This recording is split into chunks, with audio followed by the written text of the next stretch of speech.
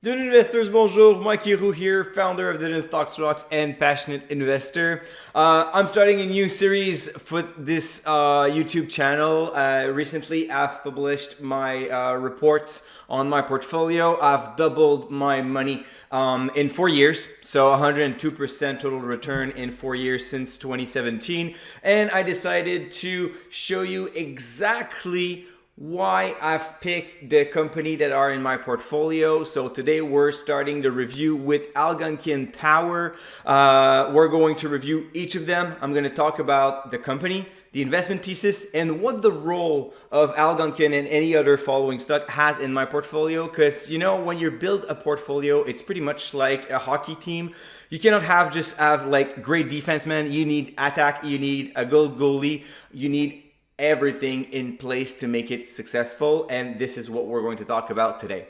Algonquin Energy, you know it, it's utility. The company is doing a lot of generation, transmission, and distribution of electricity, of power, and they also have a renewable side, which I like a lot.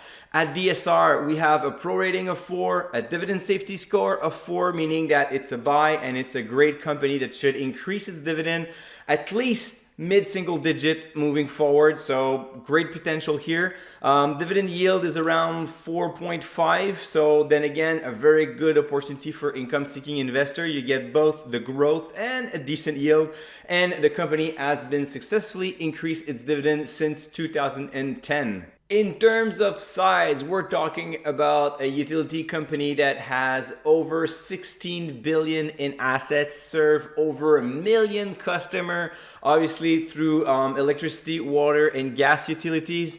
They employed more than 3,000 people, and they have more than 4 gigawatt of renewable energy. We're going to see that later on in this video, but Algonquin has a great balance between a core business that is all about regulated utilities with steady cash flow and a growth part where they will invest massively in renewable energy. In terms of geographic diversification, you can see that Algonquin is mostly present in Canada, in the province of Quebec and Ontario, and then they're spread pretty much all over the states, which is great. They also have a stake in Atlantica Yield, which is a pure play on renewable energy. I think they have like 40% stake in this company as well. The ticker is AY if you want to look into it. So good diversification, not incredible, especially if you compare to a company like Brookfield Renewable, which are active pretty much all over the world. Algonquin is mostly invested in the US, a little bit in Canada, and they actually pay their dividend in US dollar now because most of their revenue are coming from that country. So if we dig deeper in both section, you have 9.2 billions of assets in regulated utilities. This is where they serve over 1 million customers, mostly in North America, a little bit in Bermuda and Chile, but it's not going to be enough to move the needle. We're also talking about 16 jurisdictions. So this means that since they're regulated utilities, they have to deal with 16 different regulators. Sometimes it's good, sometimes it's bad because it depends on the regulators and it depends on your project. But keep in mind, you're always bound to negotiate with the regulators. And if at one point regulator says, you know what, rates are not going to increase as much as you want, well then your project is not as profitable and it will hurt your earnings and eventually the dividend growth as well. So you always have to keep that in mind when you look at your quarterly statement. Take a look at how much they've asked from regulators and if they received that approval or not. When negotiations starts to get tough, you'll get an indicator that maybe the future project will not be as profitable as they thought. On the other side, you have Renewable Energy Group. What I like here and I want to highlight is the contract. So we're talking about on average 13 years of purchase power contract, which is really good. It brings a lot of stability over time. And those projects requires a lot of cash flow. So they usually have huge CapEx, capital expenditure. They spend billions of dollars on those projects. It's a long-term view and you want to make sure that your revenue will be aligned with the cost of those projects. So you spend a lot right now and you want to make sure that you receive a lot of money coming forward. So when you have a long-term contract like this, this, you have somewhat of a guarantee that you can make your calculation and make sure that your projects will be worth your money. Now let's get into the details to see how the business is generating revenue. So for the renewable part, you have mostly wind energy. I've mentioned that they had a stake in Atlantica Yield, so you can see now it's 24% of the revenue from that part. A little bit of thermal, a little bit of hydro, a little bit of solar, but it's mostly about wind energy. So it's important going forward. You're going to see this company investing in various projects, but you can already know that they are well aware of how wind energy works. They're quite successful with it, and I would like to see them pushing forward into this technology that they mastered and they understand. Sometimes if they go elsewhere, it may create some problems or delays. The experience is clearly in the wind energy. On the regulated side, I like the diversification. We have mostly electric generation, but you also have water and gas utility. So a little bit of everything. Water is incredibly stable, but usually requires a lot of capex to make sure that the water remains good quality. Electricity is great. It will follow economic cycle a little bit, because obviously when there's a recession, there's less demand from commercial and industrial clients, but nevertheless, it's not going to be a big deal. There's always a minimum that you must respect. Same thing for gas. So having a mix of energy sources here is also a good way to make sure that you're going to make money year after year, no matter what happens on the market. So when you look at utilities, it's one thing to know what they're doing now, but you want to also know what's going to come forward, because this will determine if the company will be able to continue increase that dividend. It's quite generous, 4.5 yield, expecting mid-single digit dividend growth. So you need more projects to come this way. When we look at their strategic plan, they have a capex of almost 10 billion, so 9.4 billion between 2021 and 2025. 2/3 of it will go through regulated utilities. So this is what we're talking about. Electricity transmission generation, gas distribution, and water utility as well. So very stable, very easy to understand, and very easy to calculate future cash flow. And they have the last third, 3.1 billion invested in renewable energy. Again, a lot more growth coming this part. They will likely receive help from government, power purchase agreement from them as well. So this is also very interesting in terms of future growth. What I like also is, on top of that 10 billion capex plan, they also have identified other prospective pipeline in the renewable energy. So basically the company is telling you, we have this plan that is already in place and we're already moving forward, but we also have more to come. I like when there's more vision, when the management not only think for the next 3-4 years, but they're thinking, you know what, we have those projects, but are we already talking about 2026 in our mind and going forward? This tells me that my dividend is likely to be safe for several years. And this is one of the reasons why I invested in that company for my portfolio. Now, speaking of growth, you have the expectation for the next 4 years.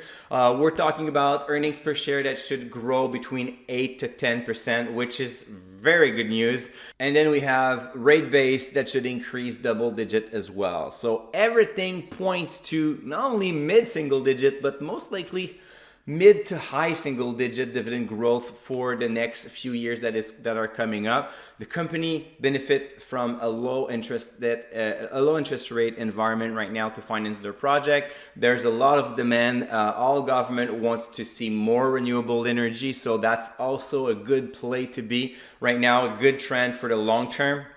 I know the stock has taken a hit recently, but if you're thinking about the next 5, 10, 15 years, this is the kind of company that you want in your portfolio. Consider the dividend payment. As I mentioned earlier, the dividend is paid in US dollars, so don't get fooled. If you look in Canadian dollars, it's going to be a little bit more volatile. But we're seeing between 2010 and 2020, 10% dividend growth rate. That's crazy. I'm not expecting 10% forever. That would be foolish, and I don't believe in unicorns. But if you plan between like 5 and 8% dividend growth rate for the next 10, 15 years, then you become realistic. It makes a lot more sense, and you're gonna make a lot of money with this one. Now let's take a look at the dividend triangle. As you can see, one of the reasons why I bought Algonquin Power, and you see the numbers in US dollars here, because I wanted to show you the straight line of dividend increase there. But if you look at the first part of the graph where you see the price, I've added Algonquin this year. Right after the big run, I waited for the drop. I didn't wait for a drop, but I was looking at this company for a while. I didn't have any liquidity at that time. And when I see the stock drop, it appeared on our DSR buy list. And I always put my money where my mouth is. So most of the time when I put companies I really like on the buy list, I'm going to actually buy them as well for my portfolio if I have enough capital to do so. From what I remember, I got rid of Asbro. That was going nowhere and decided to go with Algonquin. So I increased my yield, I increased my stability in my portfolio, and I'm increasing my chances of growth because the company has a lot of capex, a lot of projects that should push the company and the dividend forward.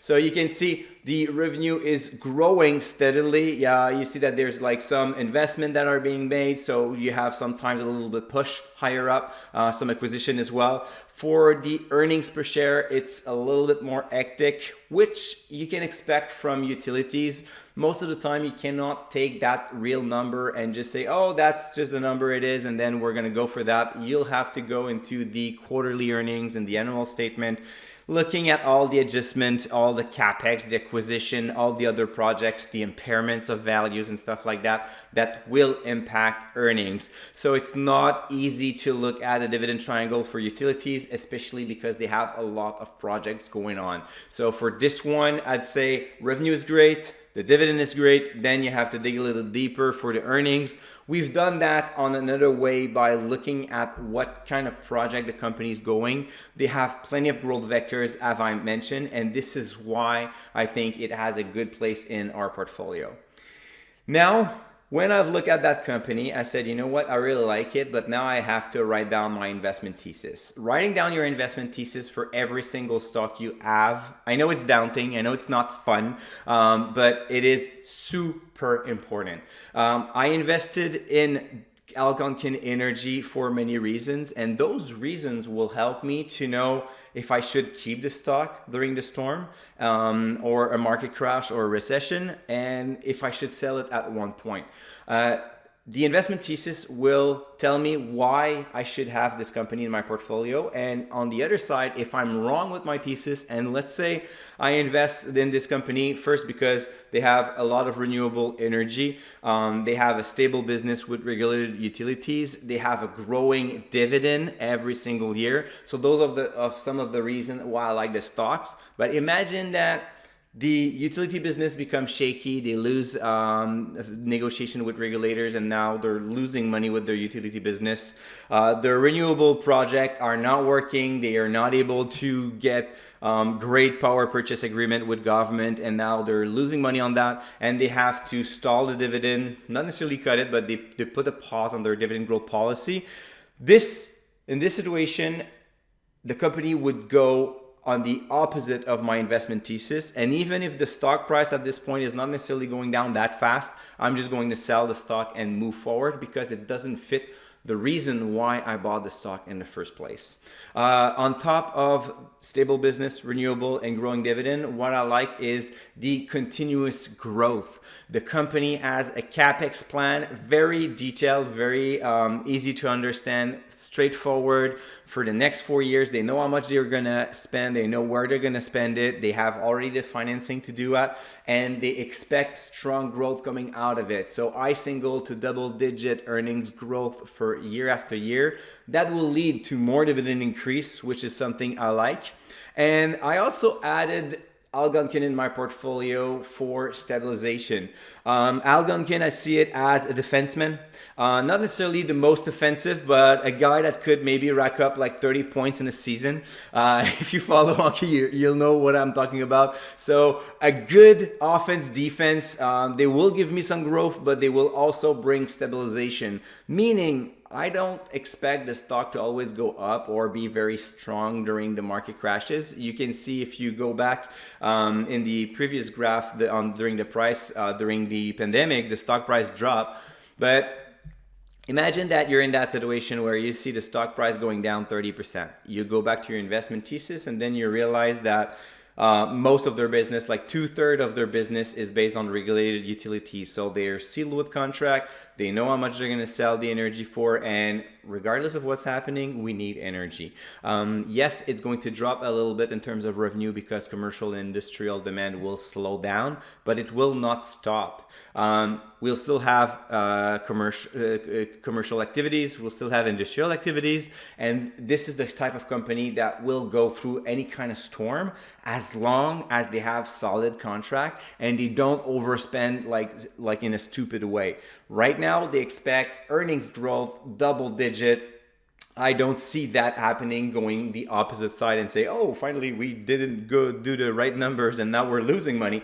So for that reason, I expect to be very stable in the portfolio. And what I like is I also increase my yield. So that will also help portfolio value stabilization.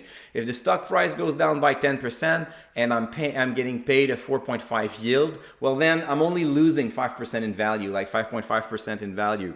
It's not that bad. It's pretty much like a deluxe bond.